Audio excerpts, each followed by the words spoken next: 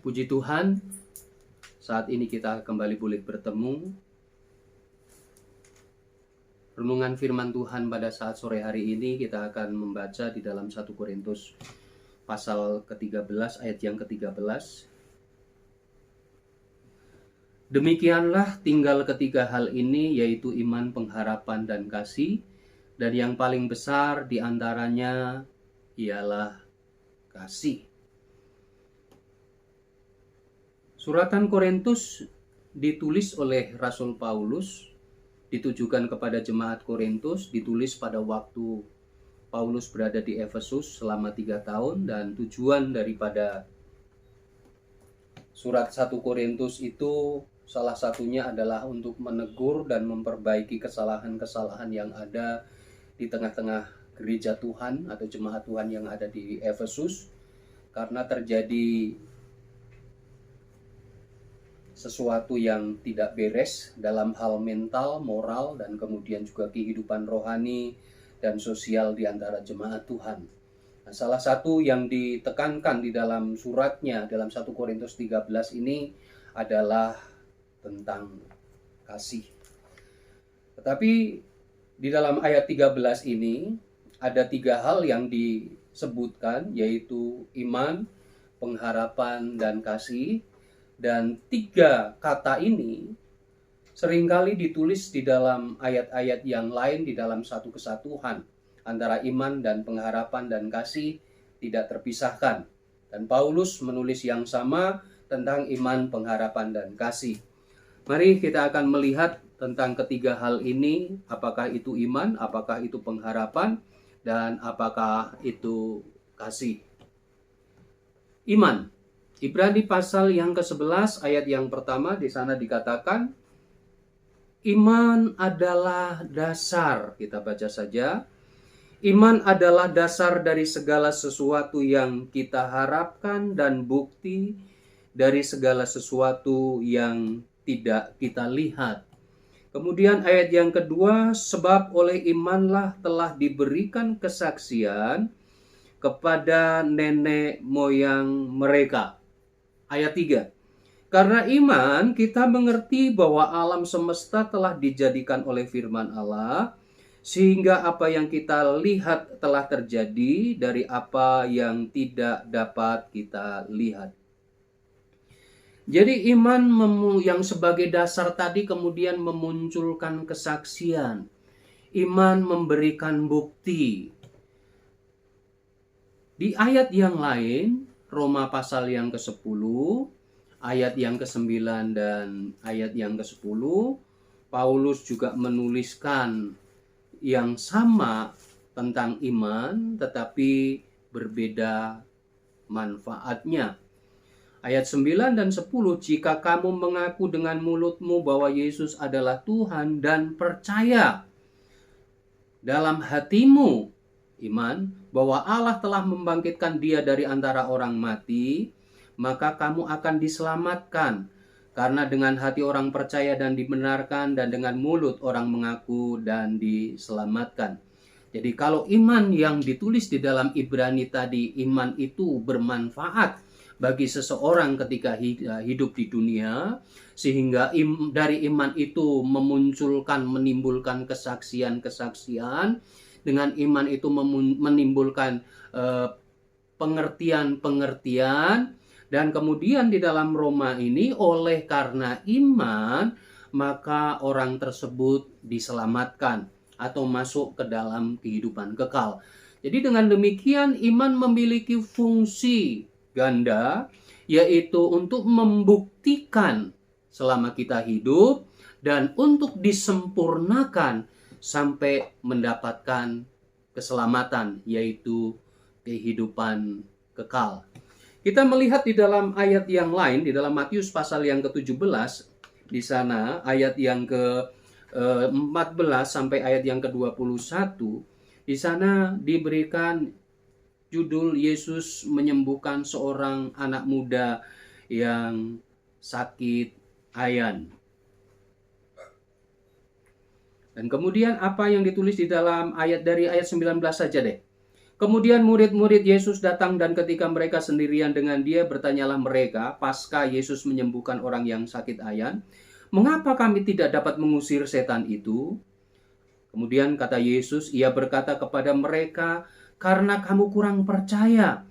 Sebab aku berkata kepadamu, sesungguhnya sekiranya kamu mempunyai iman sebesar biji sesawi saja, kamu dapat berkata kepada gunung ini, pindah dari tempat ini ke sana, maka gunung itu akan pindah dan tidak ada yang mustahil bagimu." Jadi Tuhan Yesus memberikan satu jaminan bahwa ketika orang percaya, bahwa ketika orang beriman, maka tidak ada yang mustahil bagi orang yang percaya. Memindahkan gunung untuk pindah ke sini atau pindah ke sana dengan iman dapat dilakukan. Bahkan Tuhan Yesus katakan, apabila kamu memiliki iman sebesar biji sesawi saja. Jadi ternyata saudara-saudara yang saya kasih di dalam Tuhan, iman itu ada ukurannya. Roma pasal 12 ayat yang ketiga juga di sana dikatakan, menurut ukuran imanmu. Ukuran yang dipakai sebagai ukuran iman itu apa? Tentunya semuanya ada di dalam otoritas Allah. Karena berbicara iman, berbicara hubungan orang tersebut dengan Tuhan.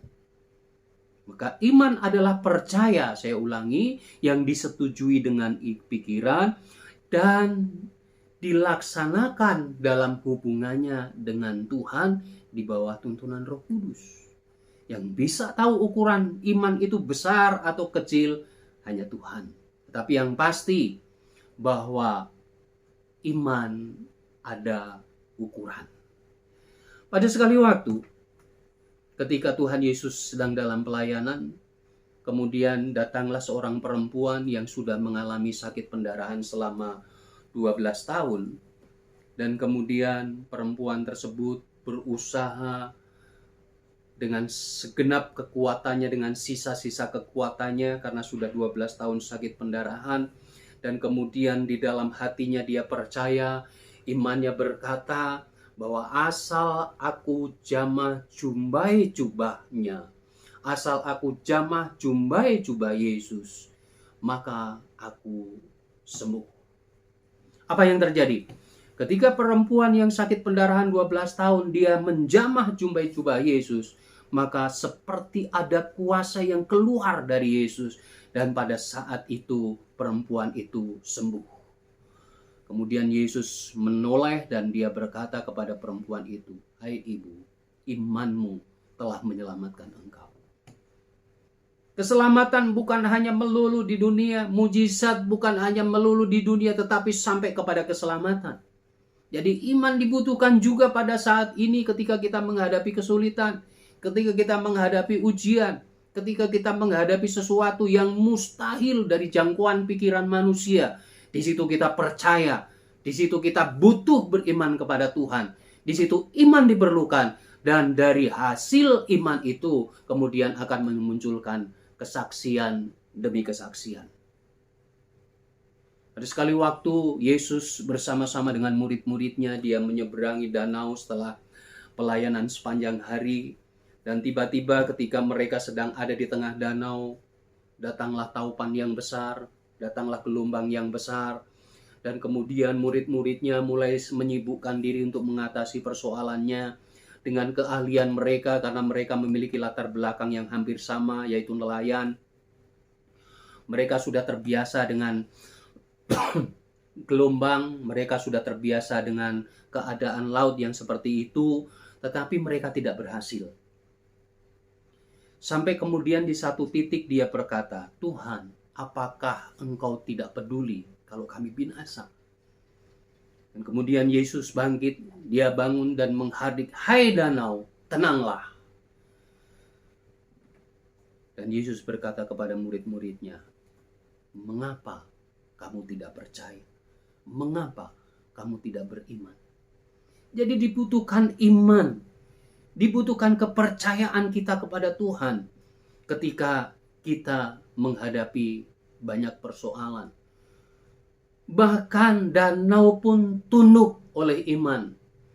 Di dalam Yosua pasal yang ke-10 ayat yang ke-12 sampai 13, di sana Yosua ketika memerangi bangsa Amori bersama dengan pasukan daripada Tuhan. Menjelang matahari terbenam, seluruh bangsa Amori belum ditumpas habis. Dan kemudian Yosua berseru dengan imannya kepada Tuhan, "Hai matahari, berhentilah engkau di atas Gibeon, dan engkau, hai bulan, berhentilah engkau di atas lembah Ayalon." Dan pada saat ketika Yosua menyerukan doa kepada Tuhan dengan imannya, maka bulan berhenti, matahari berhenti, sampai kemudian seluruh bangsa Amori ditumpas habis oleh Yosua dan pasukannya. Iman yang seperti itu dimiliki oleh anak-anak Tuhan.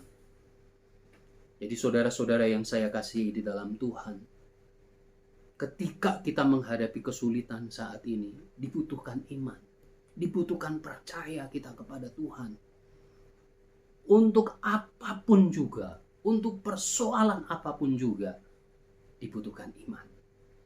Bahkan di dalam Matius pasal yang ke-9, nah ini yang akan kita baca bersama-sama.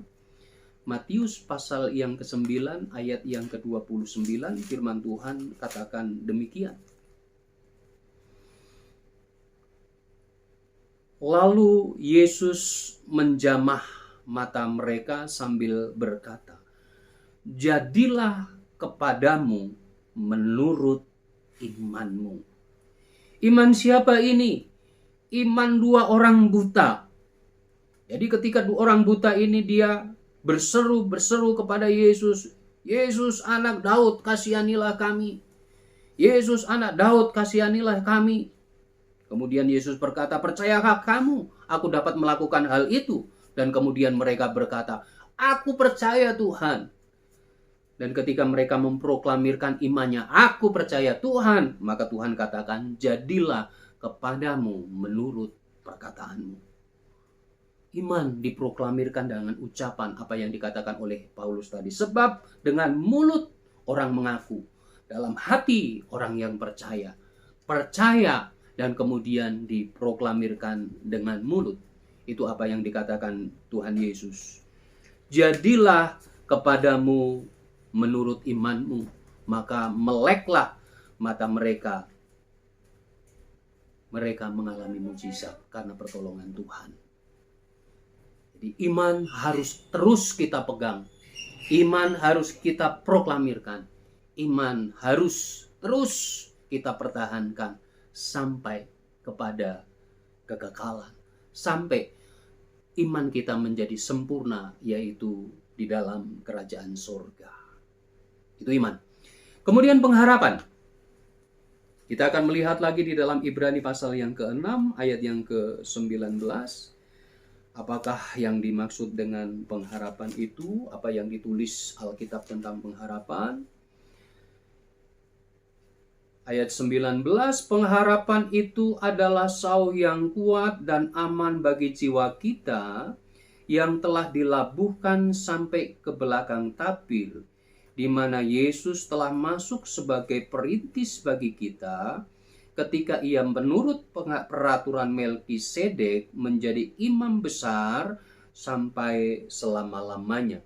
Jadi pengharapan adalah sauh yang kuat, adalah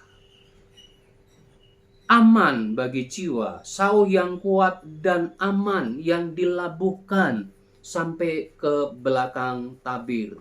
Sauh adalah alat yang dipakai untuk mengikat sebuah kapal, baik kapal besar ataupun kecil, yang kemudian ada talinya dan pada ujung tali dipasang semacam jangkar untuk menahan supaya kapal itu tidak terombang-ambingkan, tidak terbawa arus, sehingga dia berada di treknya. Demikian juga pengharapan kita kepada Tuhan membawa kita. Pengharapan itu membawa kita kepada Allah, membawa kita kepada janji-janji Allah, membawa kita kepada apa yang dijanjikan oleh firman Allah. Oleh sebab itu, ketika orang yang beriman dan memiliki pengharapan, Ketika dia menghadapi kesulitan, dia tidak akan digoyahkan. Ketika dia menghadapi problema, dia tidak akan digoyahkan imannya. Dia tetap akan teguh berdiri. Dia akan terus berakar semakin dalam. Dia akan semakin bertumbuh, semakin tinggi. Dan dia akan semakin berbuah dan buahnya itu akan semakin lebat. Orang yang memiliki pengharapan. Karena pengharapan itu adalah sesuatu yang akan diperoleh. Keinginan yang akan diperoleh pada satu saat, pada apabila waktunya telah tiba.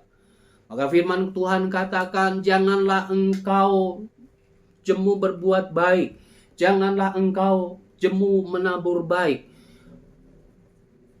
Kalau engkau menabur baik apa yang dikatakan firman Tuhan, maka engkau pun akan menuai tuaiannya. Ada yang 100 kali ganda, ada yang 60 kali ganda, dan yang ada 30 kali ganda. Itulah pengharapan yang akan dicapai. Ketika kita menabur, kita akan memperoleh pengharapan yang dikatakan 100 kali ganda, apakah 30 kali ganda atau 60 kali ganda. Tetapi segala sesuatu yang kita kerjakan, yang kita harapkan, ketika waktunya sudah tiba, itu akan menuai dan tuaiannya itu jauh lebih besar, jauh lebih banyak dari yang kita kerjakan. Jadi saudara-saudara yang saya kasih di dalam Tuhan, kalau iman tadi hubungan kita dengan Tuhan, percaya kita kepada Tuhan, tetapi kalau pengharapan adalah untuk kita mencapai kepada janji-janji Allah tadi. Roma pasal yang kelima, ayat yang ke-3 dan sampai kemudian ayat yang ke-5. Roma pasal yang kelima, saya akan bacakan. Dan bukan hanya itu saja, kita malah bermegah juga dalam kesengsaraan kita. Karena kita tahu bahwa kesengsaraan itu menimbulkan ketekunan, dan ketekunan menimbulkan tahan uji, dan tahan uji menimbulkan pengharapan. Ayat yang kelima, dan pengharapan tidak mengecewakan, karena kasih Allah telah dicurahkan di dalam hati kita oleh Roh Kudus yang telah dikaruniakan kepada kita. Saudara-saudara yang saya kasihi di dalam Tuhan, oleh pengharapan maka seseorang dia akan kuat. Rasul Paulus pada sekali waktu dia menerima penglihatan yang daripada Tuhan. Dia diangkat ke sorga. Maka ketika Paulus menghadapi penderitaan, maka ketika Paulus menghadapi kesulitan, dia katakan, penderitaan yang aku alami saat ini, kesengsaraan yang aku alami saat ini, tidak ada bandingnya bila dibandingkan dengan kemuliaan yang akan aku terima. Itu pengharapanlah daripada Paulus, sehingga Paulus mendapatkan kekuatan, Paulus mendapatkan penghiburan, Paulus mendapatkan semangat untuk dia tetap melayani Tuhan, untuk tetap dia melakukan firman Tuhan, untuk tetap dia setia di dalam pengiringannya kepada Tuhan. Jadi saudara-saudara yang saya kasihi di dalam Tuhan, imanmu harus tetap kuat dan teguh, tetapi pengharapanmu jangan kendor. Ketika kita sulit, ketika kita dalam kesusahan, ketika kita dalam kesulitan, ketika kita dalam ujian, iman harus tetap teguh di dalam Tuhan. Dan pengharapan itu tidak boleh kendor, pengharapan itu tidak boleh lepas. Karena dari hasil pengharapan dan iman kita kepada Tuhan, nanti ada sesuatu, ada upah yang Allah berikan kepada kita. Itu tentang iman, pengharapan. Dan kemudian kita akan melihat tentang kasih. Yohanes pasal yang ketiga ayat yang ke-16, satu ayat yang tidak asing bagi kita, itu adalah kasih daripada Allah. Karena begitu besar kasih Allah akan dunia ini, sehingga ia telah mengaruniakan anaknya yang tunggal, supaya setiap orang yang percaya kepadanya tidak binasa, melainkan beroleh hidup yang kekal. Kasih Allah yang terbesar diwujudkan di dalam diri Yesus Kristus. Kelahiran Yesus Kristus adalah untuk menyelamatkan. Kasih Allah yang terbesar adalah keselamatan jiwa, keselamatan roh, keselamatan sampai kepada kehidupan kekal. Itu kasih Allah yang terbesar. Dan kasih Allah dinyatakan kepada manusia sejak dunia ini dijadikan.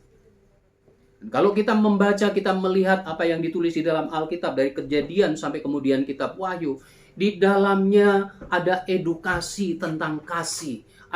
Di dalamnya ada contoh-contoh tentang kasih Allah yang dinyatakan kepada bangsanya, kepada umatnya, bahkan kepada dunia ini. Jadi Allah yang lebih dahulu mengasihi. Kasih itu, kalau kita melihat di dalam Kamus Besar Bahasa Indonesia, adalah perasaan sayang, perasaan cinta. Jadi karena sayangnya, karena cintanya, dia mau melakukan. Melakukan untuk siapa? Melakukan untuk mereka yang dikasihi. Markus 12 ayat yang ke-30, kita akan baca ayat ini. Markus 12 ayat yang ke-30.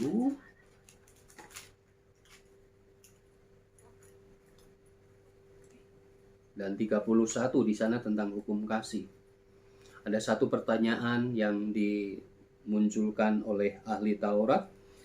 Ayat 28, lalu seorang ahli Taurat yang mendengar Yesus dan orang-orang Saduki bersoal jawab dan tahu bahwa Yesus memberi jawab yang tepat kepada orang-orang itu, datang kepadanya dan bertanya, hukum manakah yang paling utama?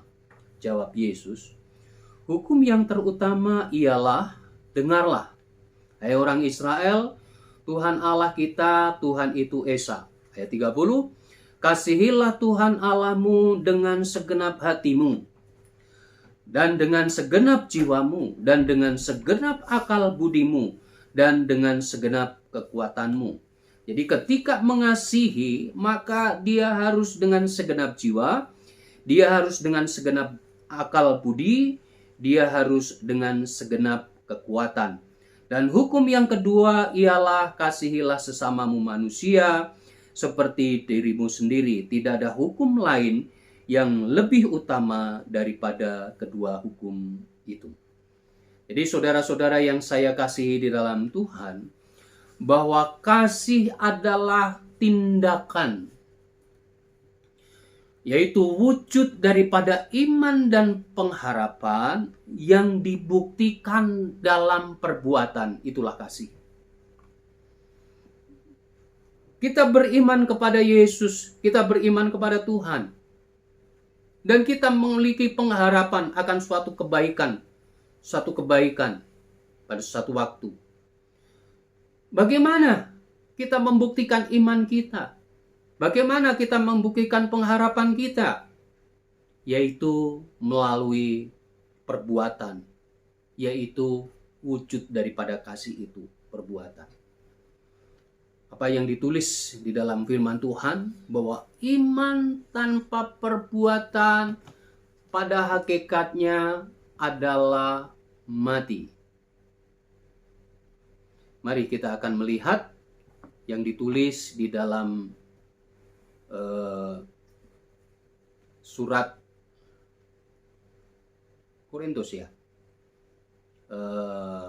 Maaf, saya cari lagi.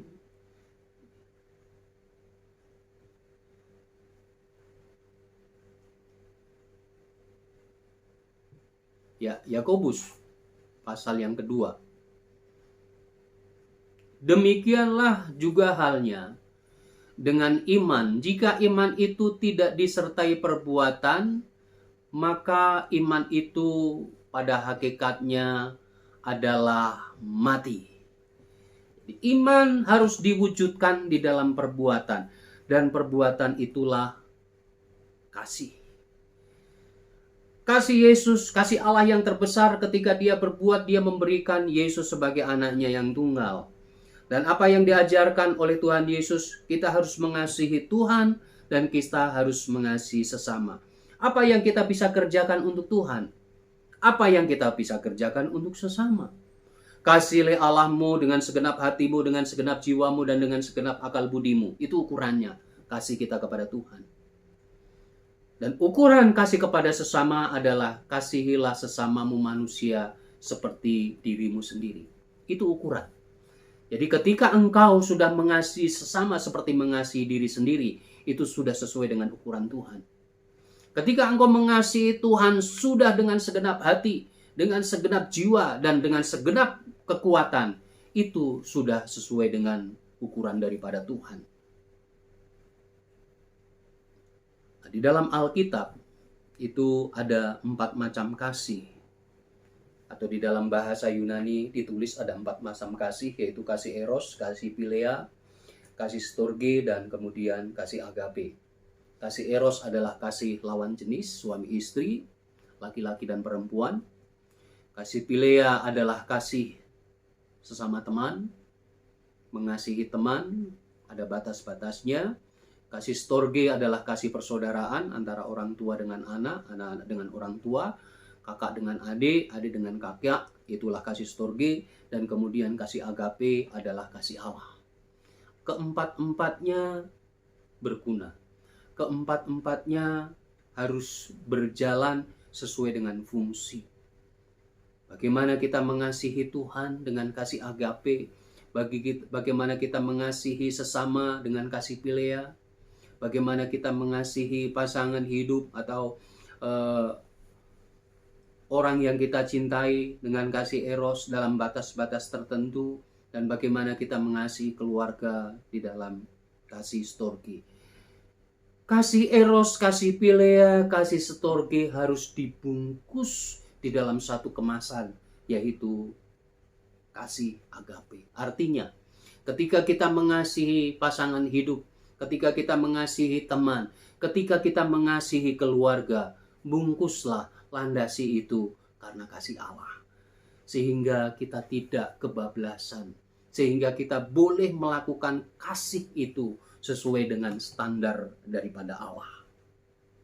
Itu kasih. Jadi kalau iman itu ada hubungan orang tersebut dengan Tuhan, pengharapan adalah sesuatu yang akan kita peroleh, dan kasih adalah perbuatan yang kita kerjakan pada saat ini. Kita akan kembali kepada 1 Korintus pasal yang ke-13 tadi, sebelum kita akhiri renungan pada saat ini.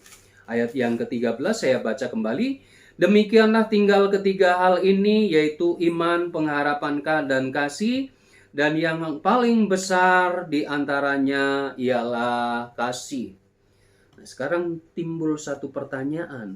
Kenapa yang disebut yang paling besar di antaranya ialah kasih? Bahkan di dalam perikop ini diberikan judul tentang kasih.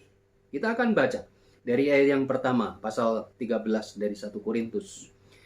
Sekalipun aku dapat berkata-kata dengan semua bahasa manusia dan bahasa malaikat, tetapi jika aku tidak mempunyai kasih, aku sama dengan gong yang berkumandang dan canang yang gemerincing. Sekalipun aku mempunyai karunia untuk bernubuat, dan aku mengetahui segala rahasia dan memiliki seluruh pengetahuan, dan sekalipun aku memiliki iman yang sempurna untuk memindahkan gunung, tetapi jika aku tidak mempunyai kasih, aku sama sekali tidak berguna. Ayat 4.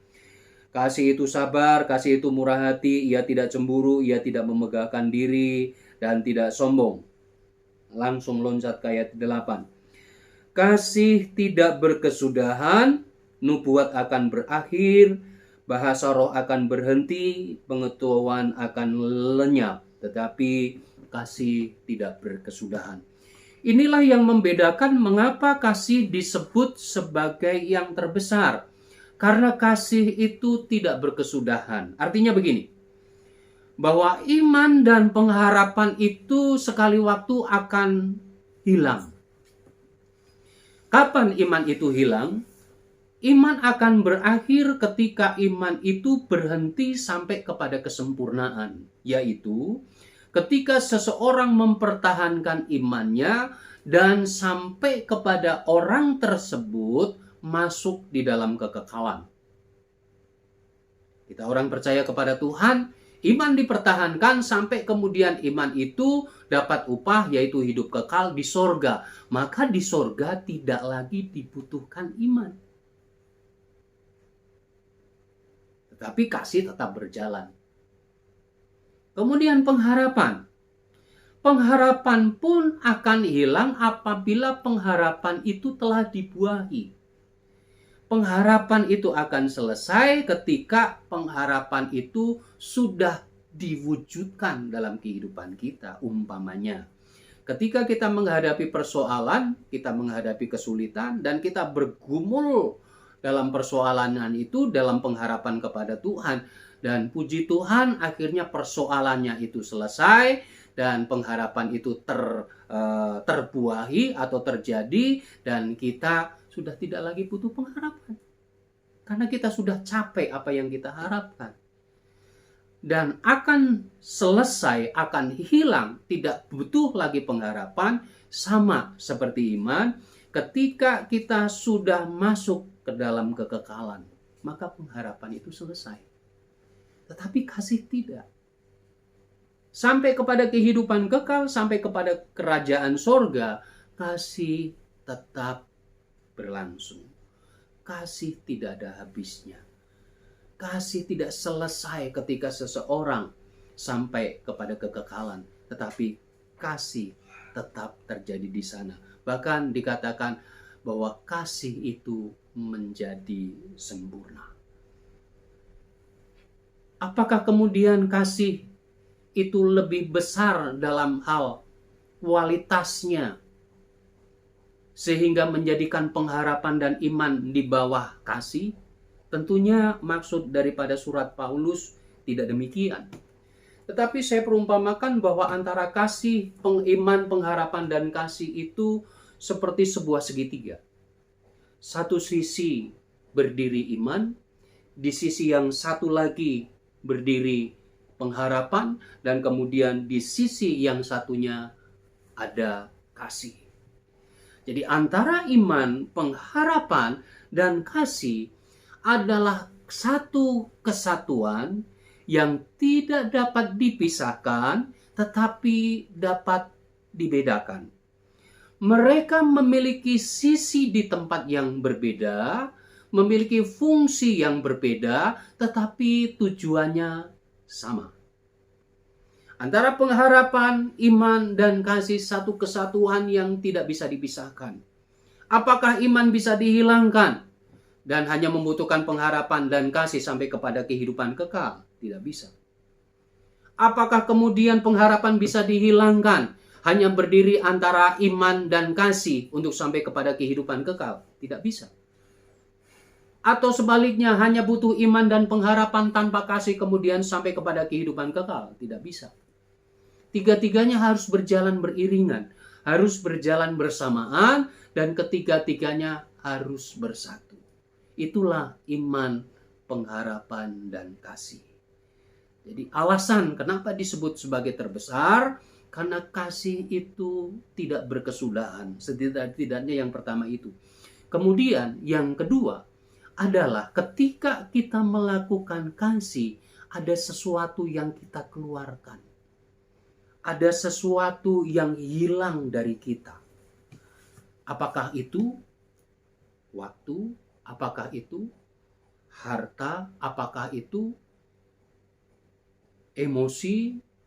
Dan banyak lagi. Karena untuk mewujudkan kasih harus diwujudkan dengan perbuatan. Tetapi kalau berbicara iman, kita harus percaya dan tetap bertekun kepada Tuhan. Membangun relasi dengan Tuhan. Dan ketika kita berbicara pengharapan, kita kuat. Ketika kita menghadapi sesuatu yang tidak kita inginkan, kita bertahan. Sampai kemudian pengharapan itu menjadi kenyataan. Tetapi tentang kasih, kita harus kerjakan. Kita harus kerjakan setiap hari. Kita harus kerjakan setiap waktu. Kasih kepada Tuhan harus kita kerjakan setiap waktu. Setiap hari harus kita kerjakan. Kasih kepada sesama, kita juga harus kerjakan setiap waktu. Setiap keadaan. Jadi di renungan firman Tuhan saat ini, bahwa iman harus tetap teguh kepada Tuhan. pengharapan akan membuat kita kuat di tengah-tengah kesulitan, dan kasih harus kita kerjakan tanpa mengurangi kualitas dan kuantitas daripada kasih itu.